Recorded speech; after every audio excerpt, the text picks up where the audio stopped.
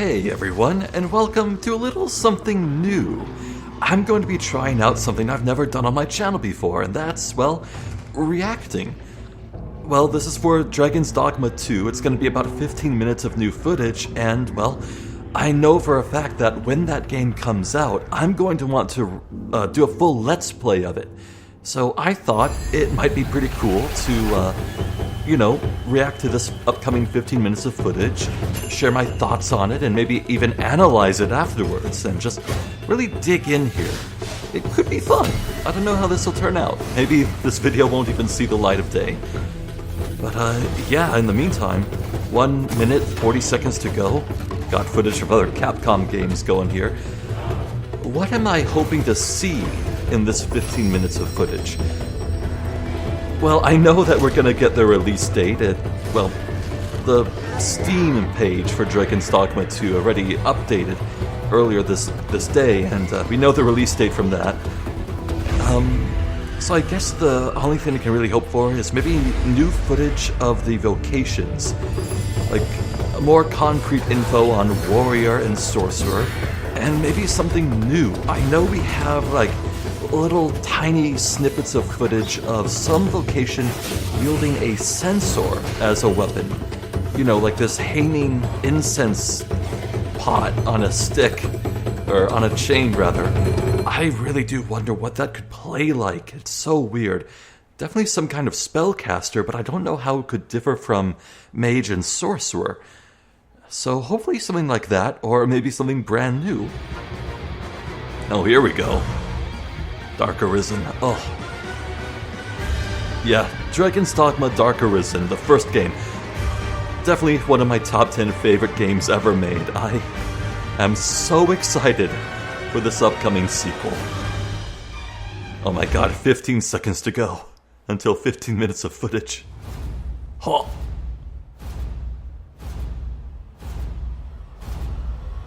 Oh, hell yeah. Bring it on.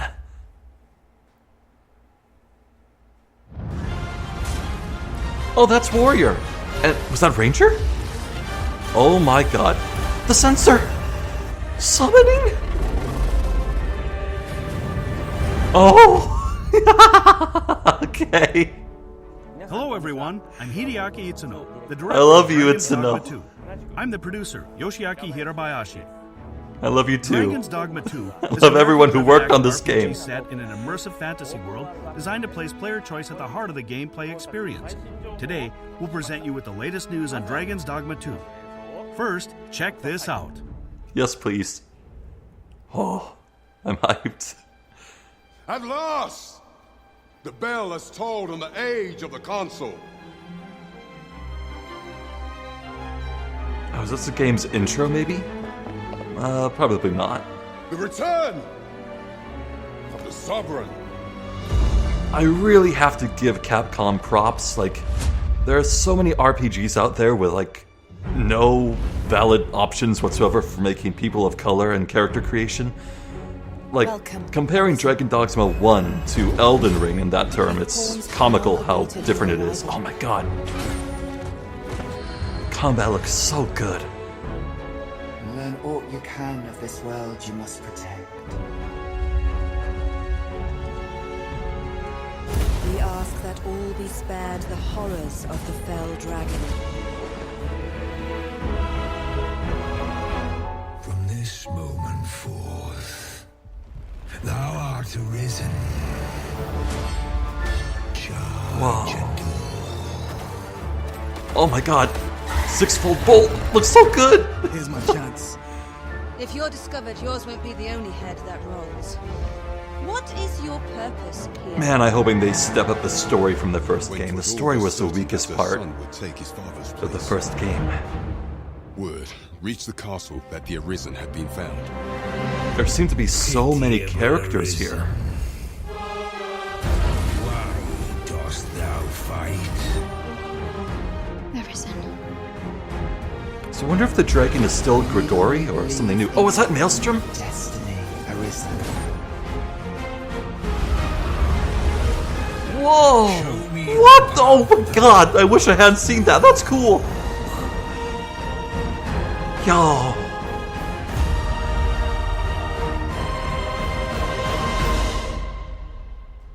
If ye intend to do what I could not, and fell the dragon true, Is that... I Yo... would gladly pass all the wisdom I possess into your hands. What's the name? The Wormforged? Dragonforged? Something like that? Oh my god, that looks so good. I can't wait to go through this frame by frame later. How was that? We're excited to finally be able to reveal the release date for Dragon's Dogma 2. Yep, March. Oh, we're so close, like 3 months out. Saw. Oh, I need to finish up Ace Attorney. It's like the Emerging Colossus suddenly of from the Rhodes? sea, we meet the giant Talos, who Talos. appears for the first time in this game. Is that Blue Moon and Tower? We will have to figure out how to stop. Oh my god! We've It's like prepared a whole some additional Monster gameplay Hunter footage set of piece. Talos, Lao so Shan Lung? Take a look. It's like Lao Shan Lun from Monster Hunter. Oh my god! That is so cool. That is so cool.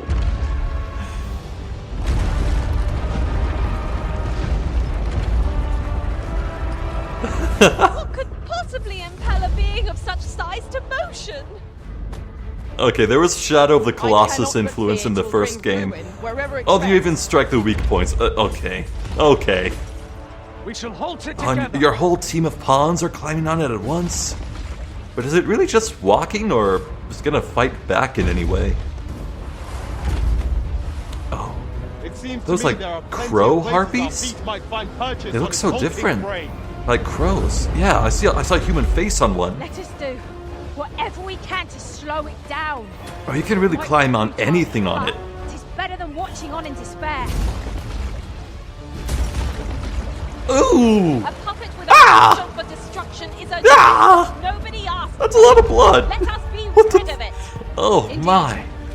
And where is it bound? I mean, I guess it's not blood and this is just magic Left juice. unhindered, 'twill trample the world entire, but not on our watch. Let us attack with the full sum of our strength. We must try to delay its course Oh. by any means. It's gonna throw it? Oh, it's gonna throw! I wonder what would happen if you were climbing onto that spear at As the you time can it threw see, it. You'll be able to enjoy a variety of combat experiences depending on how you choose to tackle each situation. Keep your eyes peeled for more on Talos and its role. Man. I wonder if that's the largest enemy in the game. It probably Dragon's is. Dogma is a tale of the Arisen, whose heart is taken by the dragon. While this sequel mirrors the world setting of the first game, the adventure takes place in a parallel world. A parallel world? Oh my god, they're bringing Is back the the tower, human aren't they? Where you will be drawn man. into the power struggle for the throne. So it was cut content for To the have her first son game take where the throne, there were the queen similar regent adjacent worlds that plots were to connected set by a one false tower. arisen. Maybe they're bringing that idea back and this is like a parallel Pawns world to the serving first game. a false In that arisen. sense, I mean. I know they just said that it is, On but the other hand, the Beastren nation of Batal treats pawns as the source of misfortune, and Oh. instead worship the lamp in flame to ward off calamity with Empress Nadinia at its center. what happens if you make a Both pawn that kingdoms is a recognize beastren? the dragon That'd be as like a threat, real bad. but their thoughts towards pawns and the Arisen differ. What will happen to the player caught between the beliefs and plots of these two nations? You can learn more about some of the game's intriguing characters on our official website. So, check it out. Cool. I probably won't look that up. I want to meet the characters in the In game. addition to the main quest line, you can talk to the inhabitants of this world. Look at that to receive elf. That various is an quests elf. And deepen your relationship with them.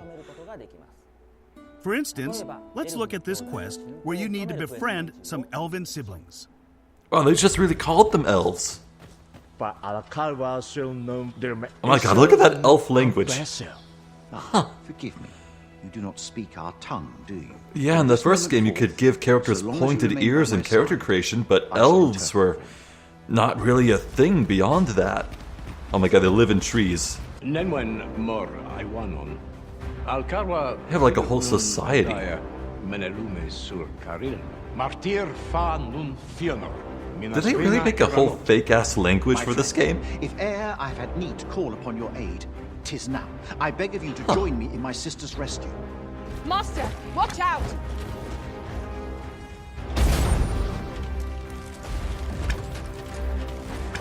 This battle is ours! 'Tis e'en more nightmarish a sight than I had feared. My father battles the ogre while my sister is clutched in its fist. But there is still hope, if I act quickly. Listen well, friend. I shall This strike indicates that the star quests for my are father quite a holds bit more attention. involved. This is as much as I can show you Oh, for today. you're carrying them like... Oh, wow, Hopefully look you'll at find the that. rest of the Not quests slung on over your your own. shoulder, there's... Wow. In the footage, you can see the Sacred Arbor, which is an elf settlement. The elves there communicate in their own An? language. Elf settlement? An? Not the? Oh my. And while the Arisen doesn't understand the language of the elves, if there's a pawn nearby who does, they will automatically translate it for you. Yo! These specializations that pawns can acquire will make each of them more unique, Oh, one of my hopefully favorite parts. more enjoyable to journey with. One of my favorite parts of the first game is the idea of... hiring pawns not to help only with the certain pawn's quests, and if you can personality hire pawns that that know reflects the specific player. languages, that's incredible. Just like in the Wow. first game, the player can freely create the Arisen. Oh my god, I'm domain gonna spend pawn. 100,000 hours in this. However, Yeah, make an elf. we've used photogrammetry technology to increase photorealism, while adding a way to simplify the process of creating characters. Selecting images Whoa. that resemble the kind of look you have in mind provides a I think more I saw intuitive Leon way to S. create Kennedy there for a ideal second. character. Wow, what an interesting system. Vocation of the Now, censor. I want to introduce the Trickster, a new vocation that's Trickster. sure to bring something unique to your gameplay experience. Oh, I associate Exclusive the to the censors with Arisen, religion, the so Trickster is a trickster. vocation that wields the censer and uses the smoke it produces Like an to conjure illusionist. illusions. By confusing the enemy into fighting themselves through illusions, or increasing the power of pawns beyond the normal parameters for a limited period of Oh, time, they're a this vocation buffer. focuses on support and use of unique strategies. The Trickster is a devious vocation that takes advantage of the enemy's enhanced behavior AI. It's a great That fit is for so players cool. who prefer to step back from the action and manipulate the battle from the sidelines. Dude, I want to play that so badly. Next, we have a few additional details to share. Pre-orders for Dragon's Dogma 2 on PlayStation 5, Xbox Series X, Xbox Series S, and Steam start today. Definitely gonna do that. In addition to the standard edition, a deluxe edition will also be available. Not going The to do deluxe that. edition includes additional items such as a special camping kit. along Look, with I other may be items super that hyped will for help the you sequel, prepare but for your journey. I've never really been one for like deluxe Pre-orders editions. of the standard edition will include bonus weapons for each of the 4 Are vocations those gold available weapons? from the start of the game. I wonder if you upgrade them, they'll still apply And silence. pre-ordering the deluxe edition will give you access to all the bonuses of the standard edition, plus access to additional accessories that can be That is equipped the in One game. Ring. I hope you'll consider pre-ordering. Huh. So, what did you think? I loved it, thank you. The development team is currently making final adjustments to Dragon's Dogma 2. We're all doing our best and hope you can wait a little longer until the release of the game. I can wait. Now that I have a date, I Before can we go, wait. Let us show you some footage of the monsters we Dullahan and a Drake. The Drake and the Dullahan. Dullahan? Along with the Warrior Oh. and Sorcerer vocations, which were also in the first game. Oh, well, all my wishes are coming true, Thank aren't you they? so much.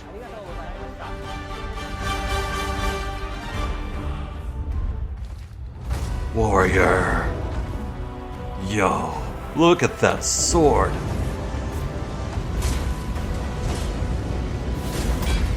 Oh, that flame coming out of the dragon's mouth.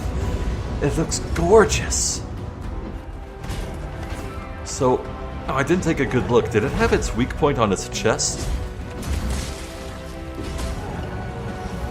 Oh, I think it is. Yeah, I see it. I see it. Wow, it looks like Charging up something big? It looks like warriors have quite the skill set while climbing. Oh my god, look at that! And the Dullahan, that's a sorcerer.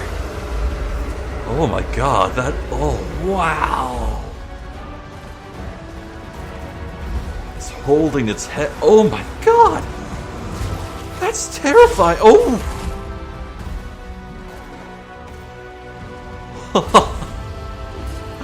Oh, casting Belide, syncing up the spell cast. Call down the meteors. Oh my goodness.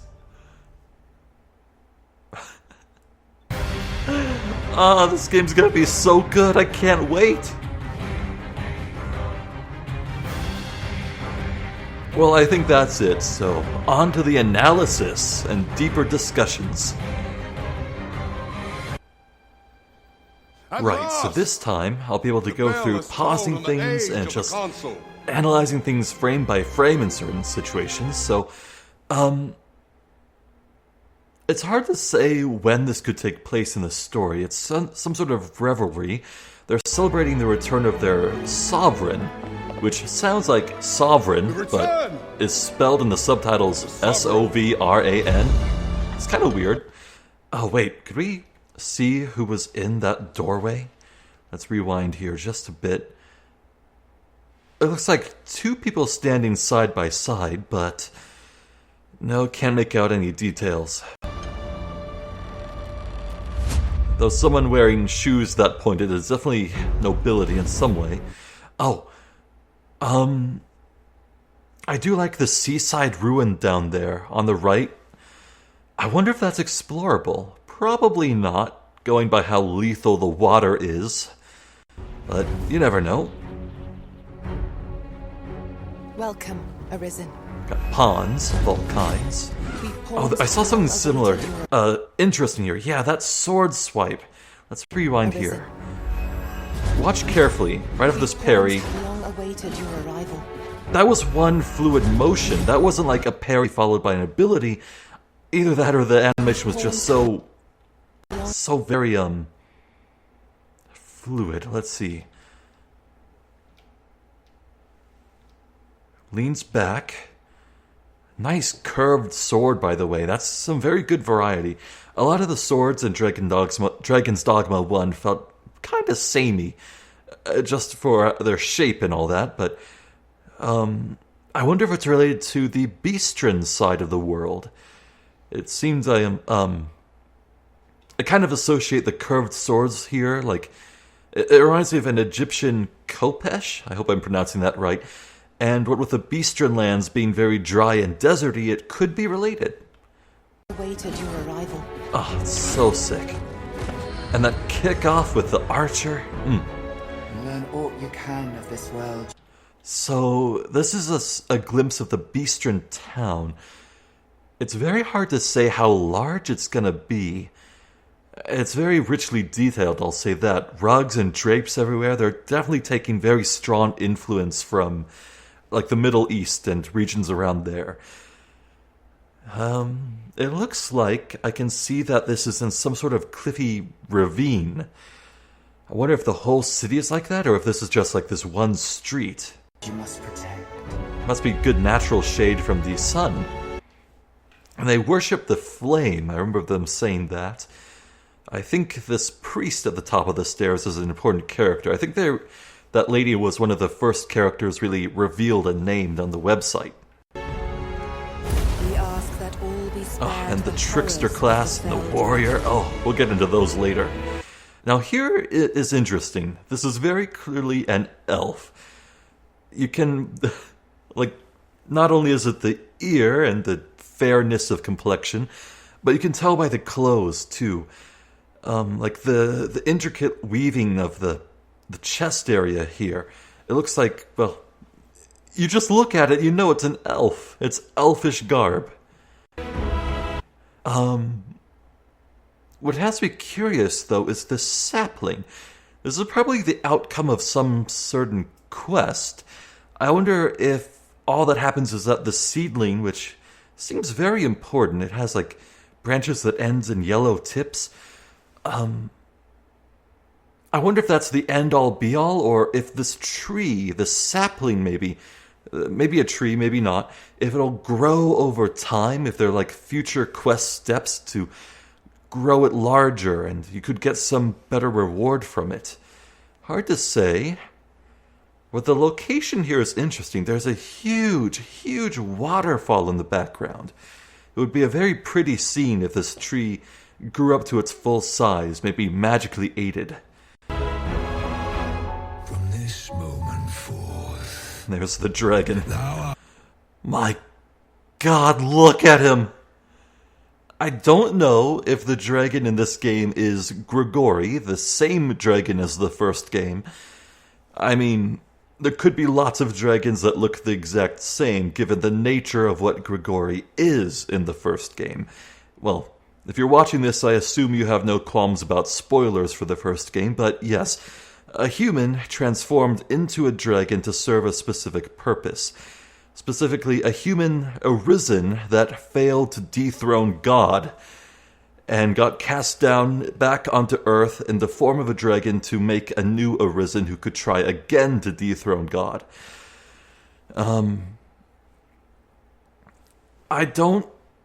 It could be Grigori, it could not be. It could have some other cool name, but I'm looking forward to seeing more of this dragon and learning what their goal is. I have to wonder if we're still pulling the same seneschal plot here. arisen. Oh, our first glimpse at the Dullahan. We'll get a better look. Oh my God, here we are. Okay, so, right. Sorry, I was freaking out. My beloved Magic Archer. Or was it Mystic Archer? No, that's Mystic Knight. Magic Archer. Sixfold Bolt easily. One of my favorite abilities in the first game, and here we finally see it in motion. Actually...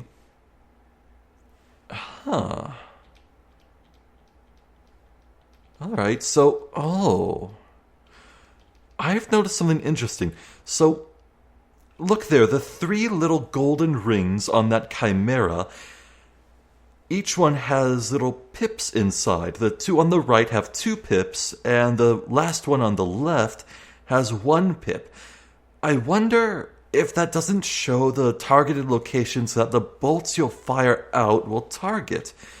Like a sixfold bolt, it fires multiple arrows that hit various locations.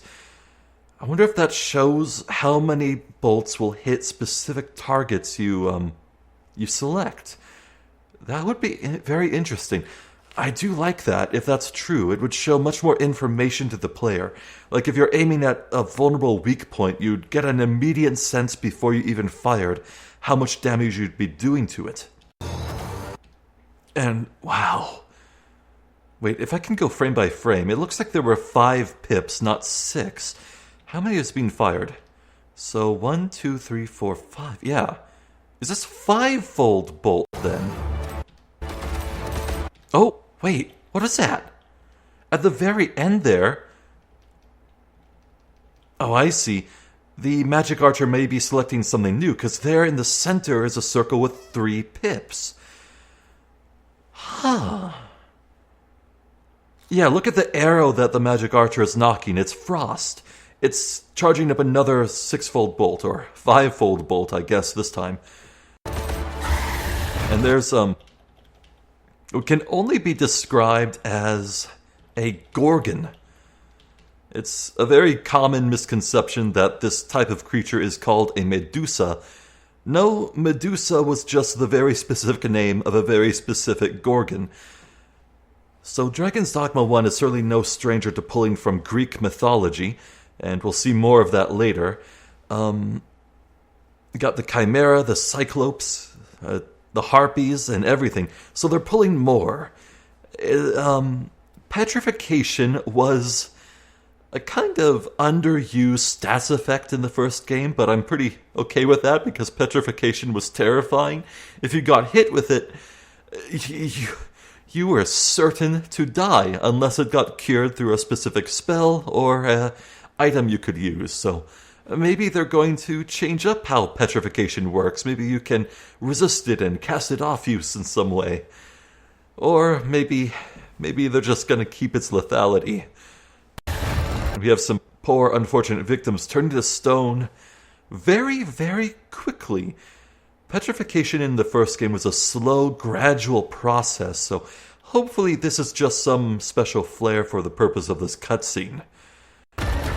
Here's my chance. And speaking of, those curved swords, here's a better look at one. Yeah, definitely more Egyptian, definitely. And also, as I said before, look at that lovely hair this fine gentleman has. Again, RPGs with character creation, hell, any kind of game with character creation, just a horrible lack of options for people of color. And, well, if the first game was any indication, there's going to be a lot more love where that came from. Love to see it. Oh man, look at that painting in the background. I'm not sure what's going on here, but it looks cool. But yours won't be the only head that rolls. What is your purpose here? So this is some kind of ruler of the human lands. I am not sure at all what to make of that necklace. Like a 5 or 6 pointed crystal. Is that part of the amulet he's wearing? Or is it sprouting from his chest? No, I think it's part of like some sort of amulet. It's hard to tell. But it looks odd. I'm not sure what to associate the color with. I just don't know. What's the story behind this? It's odd. It kind of makes me a bit uneasy. It was certain that her son would take his father's place. Word reached the castle that the Arisen had been found. Pitiable Arisen. Look at that. Best dragon ever. Best dragon ever put in a video game. You can't deny it. So here we have a Minotaur, more Greek mythology love, and I gotta say, as someone who was obsessed with Greek mythology as a little kid, around 10 or 11 years old, I appreciate it. We've seen the Minotaur before in like gameplay footage and demos that mostly captured off screen, but it's good to get a better look. Can't wait to fight one for myself. Why dost thou fight?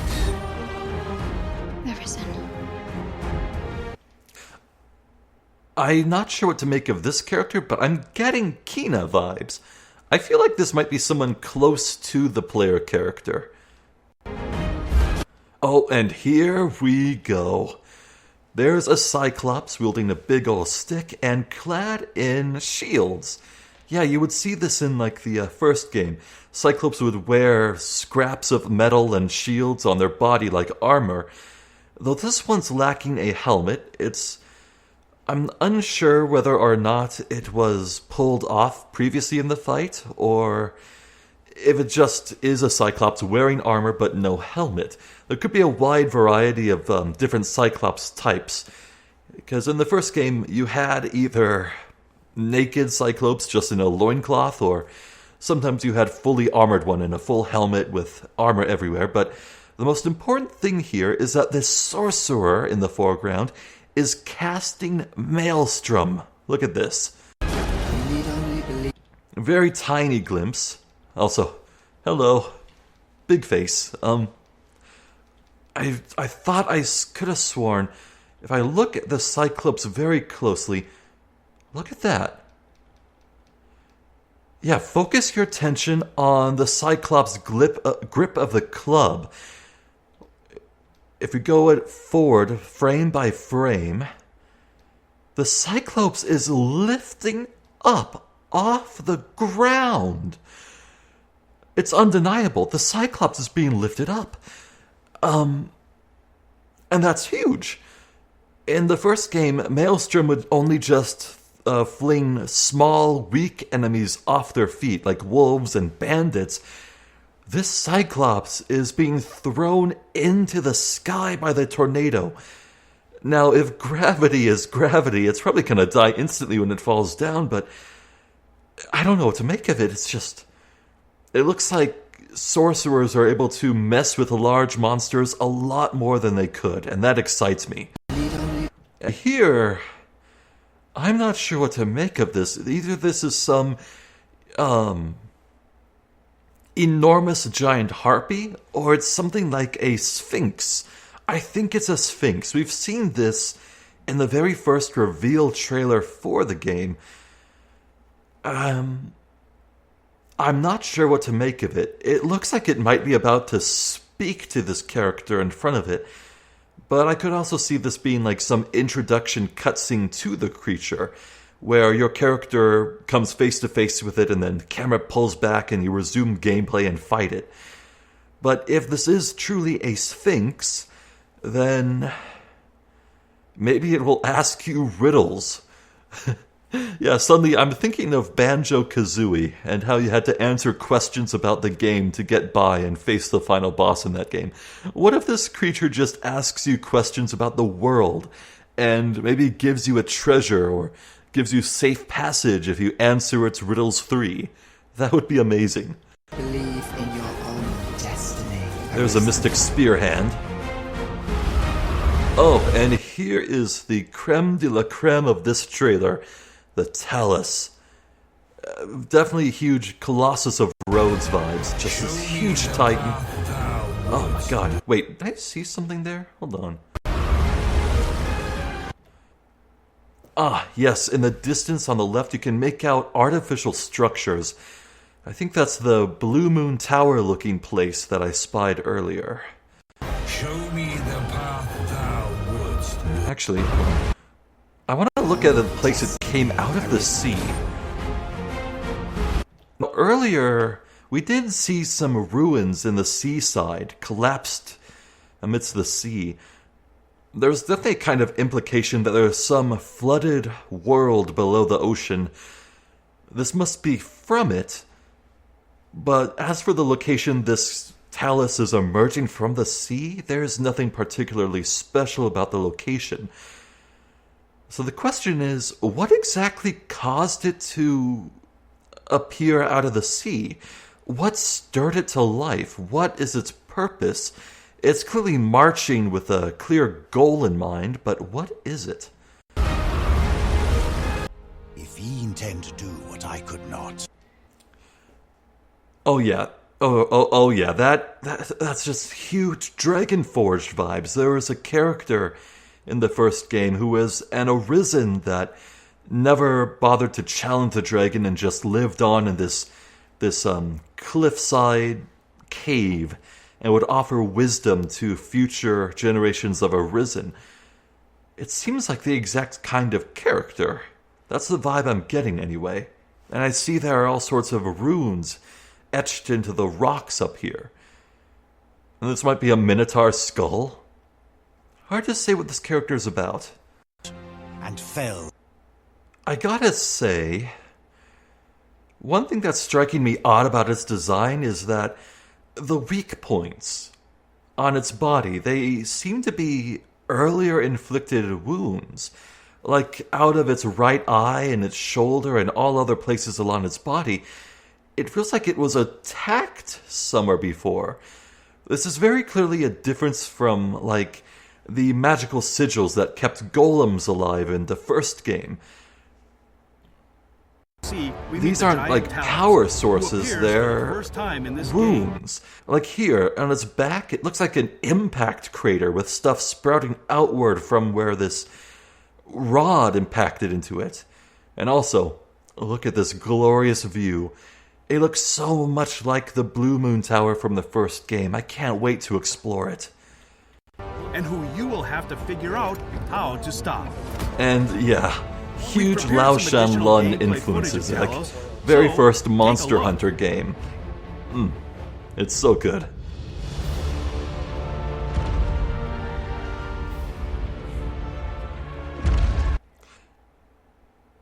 So I wonder if it is the case that you need to destroy every weak point, because I see ones on its ankles down near the ground, and I see, you know, it's hard to say. I just don't know.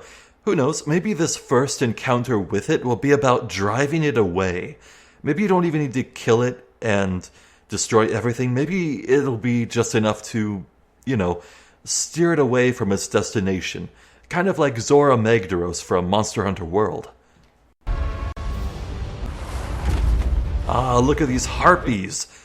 So, the first game definitely had variations of harpies. Regular ones and snow harpies, which were slightly larger, had a white pelt, well, I guess a white coat of feathers, you would say, and they could use frost.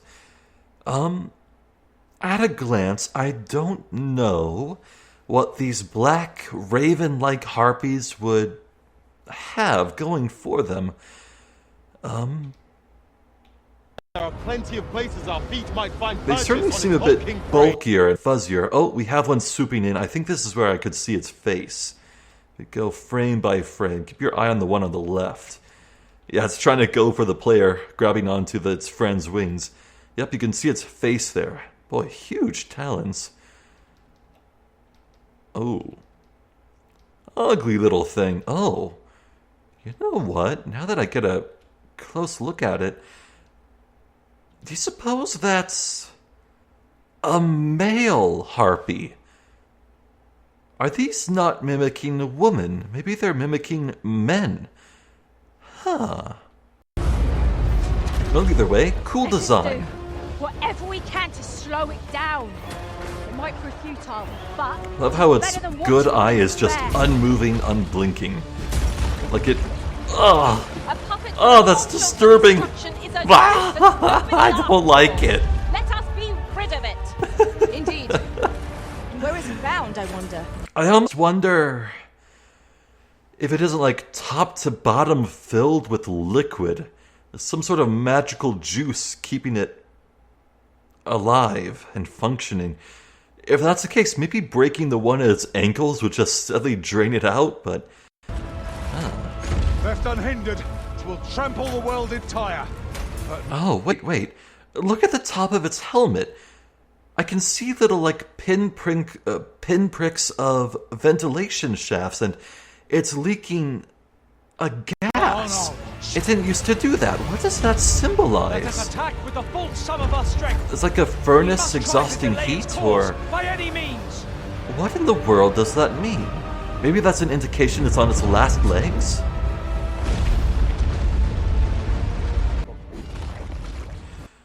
I will say one kind of disappointing thing about the Talus is that in no point in that footage did it appear to directly attack any character. I mean, I guess there's merit to it being like feeling so alien and unstoppable that it doesn't pay you any heed, but at the same time, is all the challenge from that fight gonna be from the harassing harpies? It's kind of odd. I'm not sure. Dragon's Dogma is a tale of the Arisen, whose heart is taken by the dragon. While this sequel mirrors the world setting of the first game, the adventure takes place in a parallel world. In a parallel world. Right, so being a huge fan of the first game, I'm well familiar with all the challenges that the development team faced. They had to cut out like 80% of their goals and planned content for the first Dragon's Dogma, and one of those was like the moon tower. It would connect so many different parallel worlds together. The player would enter it, climb a few floors, and emerge to what seemed to be the same scenario, the same setting, but in truth they are in a different world entirely. I feel like this is taking that in stride. I feel like they're bringing that idea back and having this be, well, a parallel world to the first game. Literally, physically parallel. And I have to wonder then, does the Seneschal rule over every world or just one specific layer of the tower? Vermund is the human kingdom, where you will be drawn into the power struggle for the throne. Hold on. Kingdom. Look at those guards in the bottom right. Where you... They're holding spears. Not the double-bladed sword spears of the Mystic Spear Hand. Just full-on spears. We don't have any playable vocations right now that we know of that wield, spears. And the reason I bring this up is in the first game you had town guards wielding equipment used by vocations. Some guards were fighters, some were mystic knights using huge shields and maces. God, I hope there's a spear vocation. Spears are my favorite weapon. If there really is just a pure dedicated spear vocation in this game, oh, you couldn't tear me away from it. Though I will settle for the Mystic Spear Hand, I'll say that. Will be drawn into the power struggle for the throne. To have her son take the throne, the Queen Regent Disa plots to set a false arisen. So a false arisen. Maybe just get someone to claim the name of Arisen and then just make a nuisance of themselves and ruin the image of an Arisen in the public eye? Could be simple as that. Could be deeper. Yeah, it probably is deeper. That's a bit childish of a strategy, but it seems that she was set to have her son take the throne next, and the presence of an Arisen would defy that because Arisen get preference for the throne? Interesting to have an antagonistic queen. It reminds me very much of Berserk. Much like the Dark Souls franchise, Dragon's Dogma pulls a lot from Berserk, to the point that, for a time, the first game had a crossover with Berserk and had the armor of the protagonist and antagonist in the game that you could wear on your characters. And, well, a big plot in one of the early arcs of Berserk is that there was a queen who couldn't resist sticking her fingers into all the political pies and had to be taken out in order for a certain character to advance on his own path. I wonder if that's what they're referencing here. And speaking of fake Arisens, yeah, here we have this man with a glowing symbol on his chest, surrounded by what look like pawns at his side, a party of 4 total. Could this be the fake Arisen? And that glowing symbol on the chest, it would be some sort of mockery of the actual glowing scar a real Arisen has on their chest. This could be a false king. A false Arisen. Yeah, false Arisen. On the other hand, the Beastra nation of... Wow, look at that vista. Let's rewind just a little. It definitely looks like a very vertical place, where falling to your death is a risk at all times. But at the same time, it kind of looks a bit painful to explore. I don't think they've included any form of rock climbing, like something out of Breath of the Wild. I know you can climb huge monsters like the Talus, but you can't climb rocks, I don't think. So won't the end result here be just sticking to these narrow roads between the cliffs? It's hard to say. Of Batal treats pawns as the source of misfortune, and instead worshipped a lambent flame to ward off calamity with Empress Nadinia at its center. Oh, she's an empress, Both not a priestess. Recognize Interesting. the dragon as a threat. On our official website. You know, I think Sven there on the right is that person with the pointed shoes who was the returning sovereign. I mean, look at him. He's dressed like a noble. That could be that person. Hard to say. So, check it out.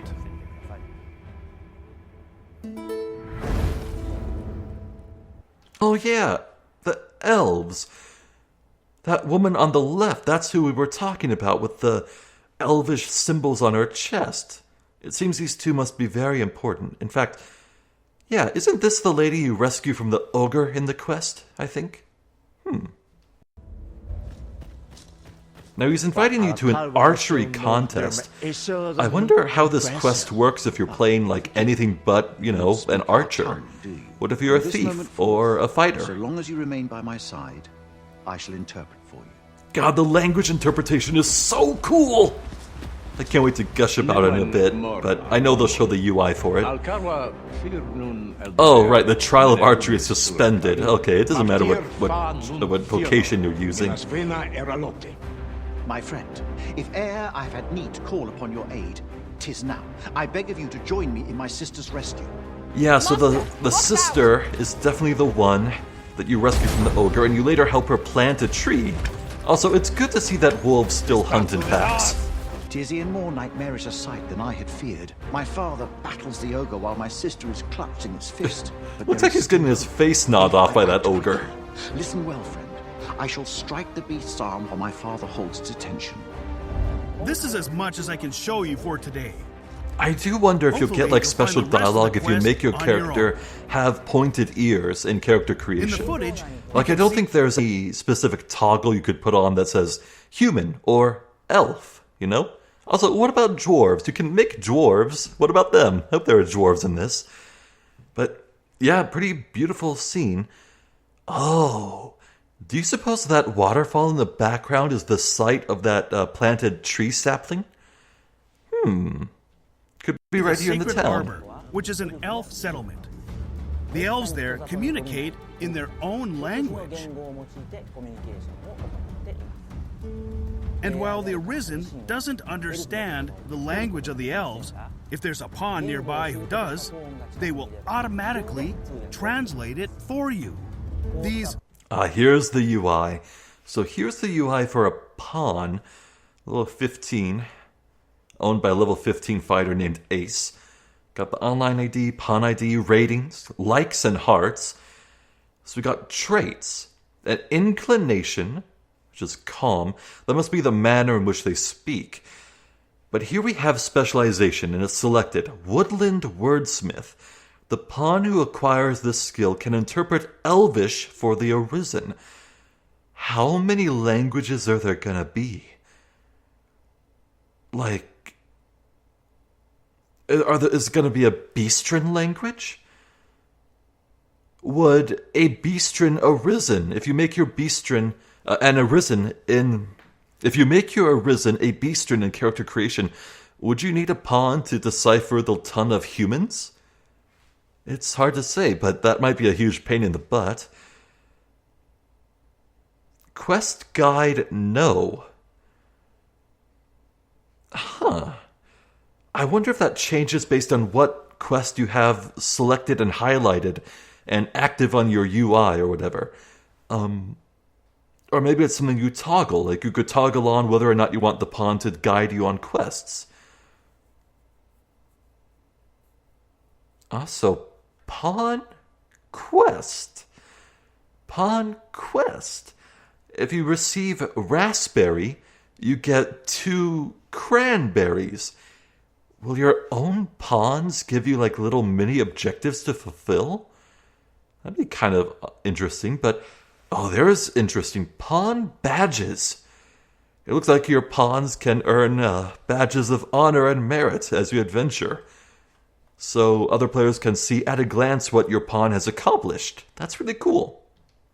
Specializations that pawns can acquire will make each of them more unique. And hopefully, more enjoyable. So I didn't really catch what happened here. I'll see to it your burdens are shared between us pawns. And hopefully, so the scene begins.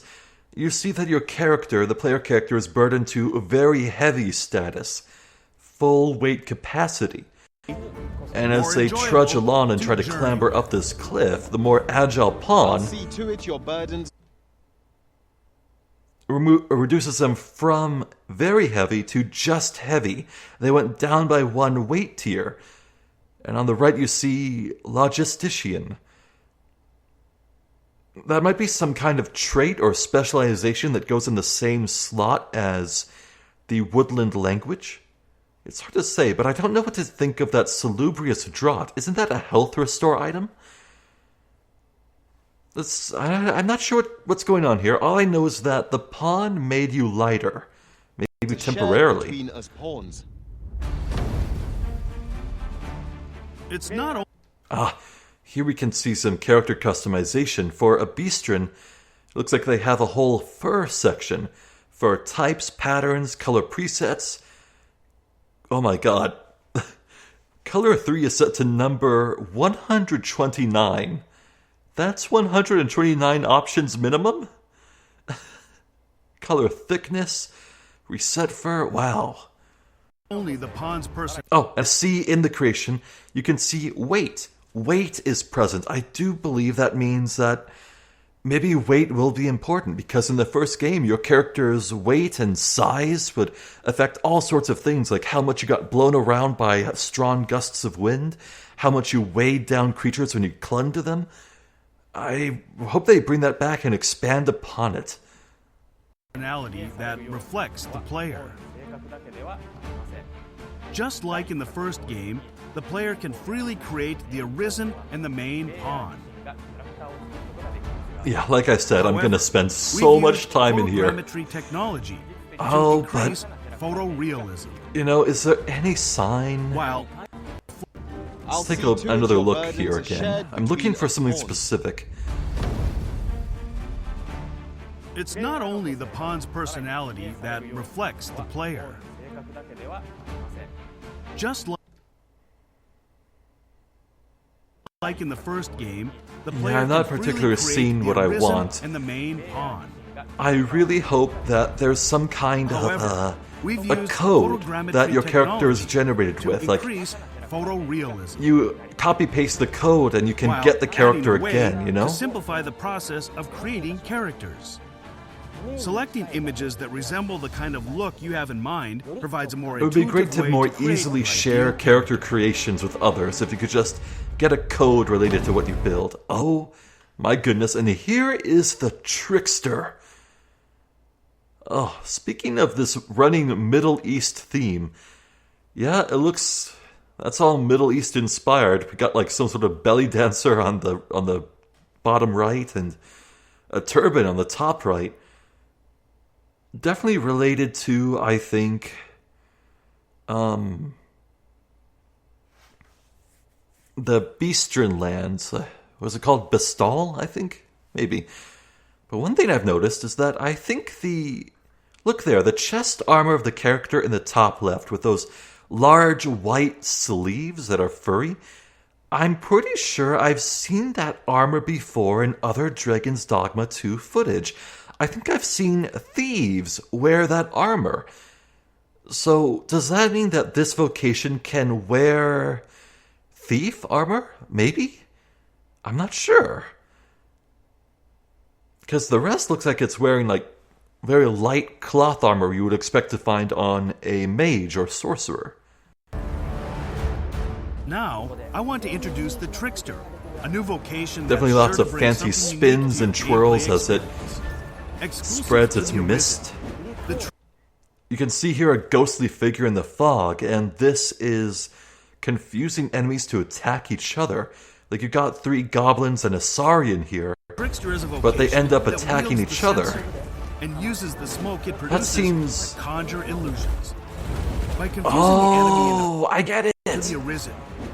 Here, watch carefully. They make that ghostly figure in the fog, and they're all attacking it, that decoy. Exclusive to the Arisen. And then, at a certain point, the Arisen here sucks the figure back up into their sensor. It's on their body, right here. You saw that? That wields the sensor. Yeah, they suck it up. Uses the smoke it produces and then they shoot it out at the Saurian, and it's infused with the smoke, and all the goblins are attacking it. Oh, that's so cool. Here we have a buffing spell for the Arisen's pawns with this nice red smoke. I'm interested to see what other colors there are. This vocation focuses on support and use of unique strategies. And it's like it made an illusory wall. Period of time, this vocation focuses on support and use of unique strategies. And I have to wonder how this actually functions. Maybe the player and his pawns can pass through it freely, while monsters are obstructed and have to go around. Oh, if that's the case, it could make wonderful cover for archers and mages and the like. That seems wonderfully powerful. Especially like a chokehold of these canyon paths. Oh, and here's a huge attack. An illusory dragon knocking this griffin out of the sky. Prefer to step back from the action and manipulate the battle from the sidelines. Now, unfortunately, we only saw this spell in the action of casting, so there's no real sense of telling how long it took them to intone this spell. It's probably going to be very large, like a Sorcerer's Bolide or Maelstrom. Devious vocation that takes advantage of the enemy's enhanced behavior AI. Now, I am wondering, these illusions that the trickster is creating, they take the form of other enemies, a dragon and some sort of goblin creature. I wonder if you can learn different illusion forms by taking down other monsters in the world, kind of like a pseudo blue mage from Final Fantasy. But that's just conjecture. It's a great fit for players who prefer to step back from the action and manipulate the battle from the sidelines. Yeah, what a very cool character. Before we go, let us show you some footage of the monsters we couldn't cover today. Oh, wow. Oh, wow. Now that I get a better look at these creatures, oh my god. They look so cool. So, the Dullahan, it's using its own severed head as a shield, or maybe a spell catalyst, and it has a big curved sword.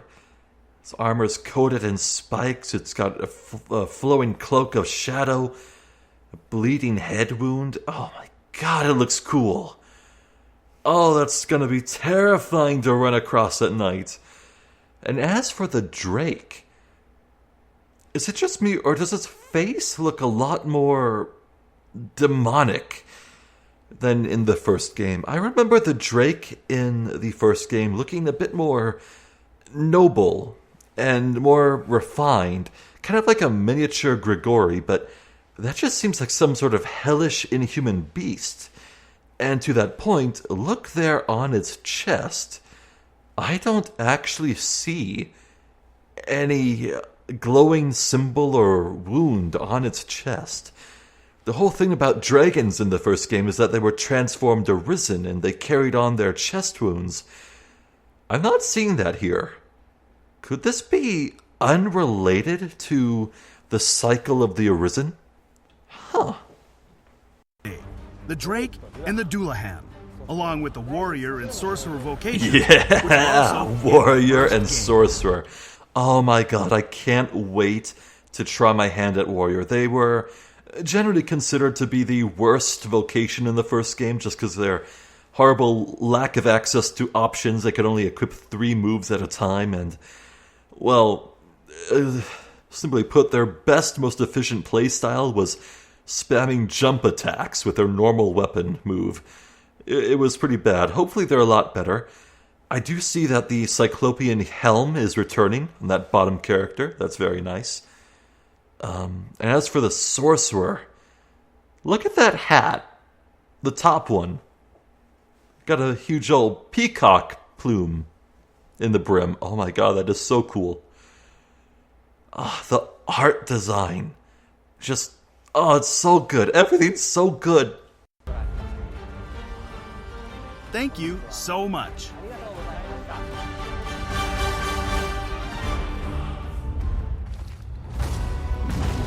Here we have Warrior.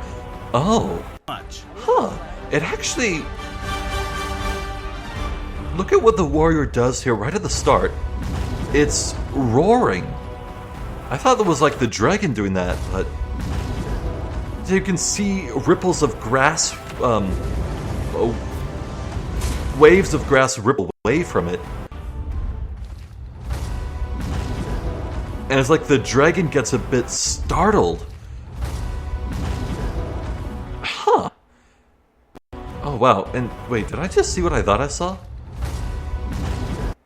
I just saw tendrils of drool oozing from the drake's mouth. Yeah, that's what that is. That's a drool. I think I'm right. The drakes in the first game were intelligent. They would speak the human tongue. Or, no, they wouldn't speak human. They just speak a language, and you'd hear it in subtitles as English or whatever your local language was. And they would speak. They were intelligent. They'd grab your pawns and speak an invocation to sway them to their own side. I'm not getting any sense of intelligence from this. I think this is a slavering beast of a creature. What an interesting change. But I wonder what this ability that the warrior did was. It's like some sort of buff for themselves, perhaps? And the drake, oh man, the whole screen changes color in the presence of this flame. And it's so colorful. Blues and purples and oranges and reds, all sorts of colors bursting from this dragon. It's gorgeous. And I don't want to get hit by it. Oh, and speaking of the dragon, yeah, you get a very clear look of its chest here. You can't see any weakness on its chest. Something is up with this creature. Fascinating. Oh, and this is interesting to me. When the warrior climbs aboard the dragon, it first scales up with its hands and arms and legs. And then when it gets here, it stands on its 2 feet and runs up the dragon's back and neck. And then it starts attacking while standing on it, and is very clearly glued to the dragon. It's staying on despite the movements. They have certainly overhauled the climbing mechanics quite a lot. And indeed, the warrior is charging up a huge slam! Hot damn! Wait. I knew I wasn't crazy. Look at the drake's chest. Look at that, on its chest. There's the open... Oh my god, what is going on? Maybe the wound or the heart, the crack in its chest just isn't there at the very start of a fight and you need to get it to spew out a fire or weaken it by hitting its head enough? Wow. They're doing interesting things with the drakes this time. And here's the sorcerer and Dullahan. The roar knocking the characters prone. It reminds me a lot of the... It reminds me a lot of the frenzy roar that the guardian ape in Sekiro Shadows Die Twice would do. It was an ape creature wielding a sword in its right hand and its own severed head in its left, and would scream and really ruin your day. And then it approaches the downed player and grabs them, raises them up. Flames of its severed head intensifying until it's just this white mass of magic, and magic coursing up its body before finally just slash. Damn, how is that guy alive? But in the background here, watch the other sorcerer in the background getting the incantation right here. And yeah, once I saw the flowing flames around that sorcerer, I immediately knew what it was intoning. Bolide casting down meteors. So this player sorcerer runs over to its ally and joins the cast, and they synchronize. Now, this was a mechanic in the first game, but it did not have as much visual flair. They expanded upon it, refined it. Ugh. In my experience, the synchronized casting among mages and sorcerers was actually surprisingly difficult to pull off. Hopefully, it'll be a lot easier to do, especially if they let casters that are charging up their spells have better indication of what it is that they're casting. Because Bolide is very recognizable with its flames floating around, but what do I want to do if I want to synchronize Maelstrom or Grand Giselle? Glacier? Yeah. What do you do then? Oh, wait. What was that Dullahan doing there? I want to keep my eyes on the Dullahan now. So, what? I saw it doing something weird. It's taking a stance. It's raising its head high. Oh, it's so hard to see, but it looks like it's drawing in white and black souls to itself. It's gaining power? Oh. I could see there briefly. These 3 or 4 purple tendrils emitting out of the Dullahan and kind of facing back towards the sorcerers? Yeah, they're sprouting out of the Dullahan as it's charging up this huge move, right? Oh, there's more to this creature than just swinging its swords and screaming with its head. It's using very foul black magics. Weird. Oh, what a game. What a game. Yeah, well, that's it. I've taken a look at everything that was real today, and wow, I am just left speechless. This game looks phenomenal in every way. It's the first game, but bigger and better, and oh my god. Look, the first game was one of my top 10 favorites. The second game here, I'm just gonna lose my mind, and if you're a Dragon's Dogma fan and you appreciate what I did here in this video today, keep an eye on my channel, because when the full game releases, mark my words, I will move heaven and earth to do a full series Let's Play of it. And, man, I need this game right now. I'm just grinning ear to ear. I just can't stop smiling. Oh, this is the kind of game I would dream of as a little kid. Like, I would play fantasy adventure games like The Legend of Zelda Ocarina of Time, and that wasn't enough for me. I wanted some bigger, grander adventure. This might just be my dream game from childhood. Well, enough prattling on. I've said my piece. I'm Zephyr the Jester. Thanks for watching this, and hopefully I'll catch you next time, in March, late March, when Dragon's Dogma 2 releases. Until then, please take care.